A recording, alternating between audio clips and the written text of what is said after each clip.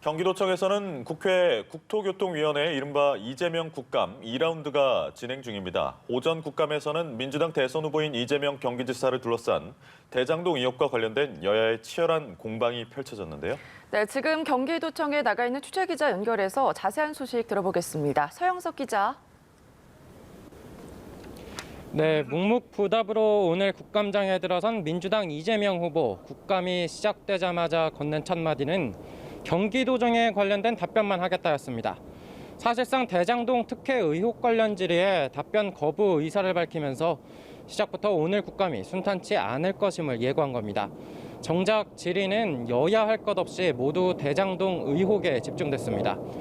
첫 질의에 나선 민주당 강준현 의원은 이명박 정부와 당시 한나라당의 반대에도 불구하고 이재명 후보가 성남시장 시절 공영개발을 추진했다고 강조했고, 이 후보는 국민의힘이 방해하지 않았다면 9천억 원 이익 모두 회수할 수 있었다면서 완전히 굴복했다면 이른바 50억 클럽이 500억 클럽이 됐을 것이라고 덧붙였습니다. 이어 개발이익 100%를 환수하지 못한 것에 대해선 사과한다고 밝혔습니다. 돈다발 사진으로 논란이 된 조폭 연루설도 다시 도마 위에 올랐는데요. 김윤덕 의원은 행안위 국감에서 검증도 안 된 허위 사실로 불미스러운 일이 있었다면서 의혹을 제기한 김용판 의원의 사과를 촉구했습니다. 이외에도 민주당 의원들은 이재명 후보에 대한 적극 엄호에 나서는 모습이었습니다. 네, 국민의힘은 이번에 서력을 벼르고 있었는데 오늘 분위기는 어떻습니까? 네, 먼저 국민의힘 이종배 의원은 유동규 전 성남시설관리공단 기획본부장의 인사 절차를 캐물었습니다. 측근을 요직에 앉혀 대장동 개발에 관여했다는 의혹을 부각시킨 건데요. 이재명 후보는 시설관리공단의 본부장 임명 권한이 누구에게 있었는지, 인사 결정 절차가 어떻게 됐는지 기억이 안 난다면서도 권한이 있었다면 사인은 했을 것이라고 답했습니다.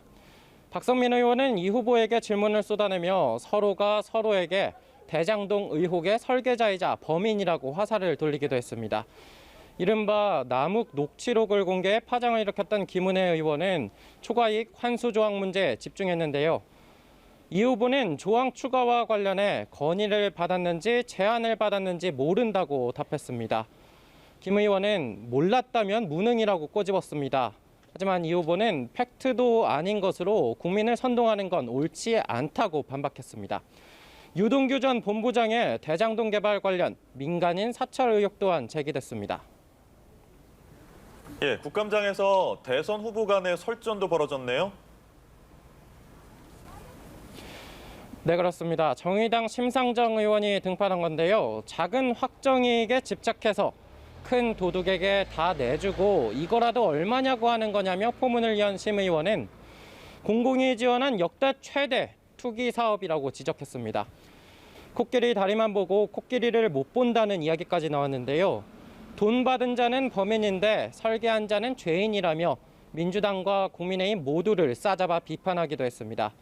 이 후보는 국민의힘은 50억 원이 푼돈이라고 하던데 5,500억 원도 작은 확정이익이라고 하는 거냐고 반문하며 공익 환수를 설계한 사람은 착한 사람이라고 강조했습니다. 지금까지 경기도청에서 전해드렸습니다.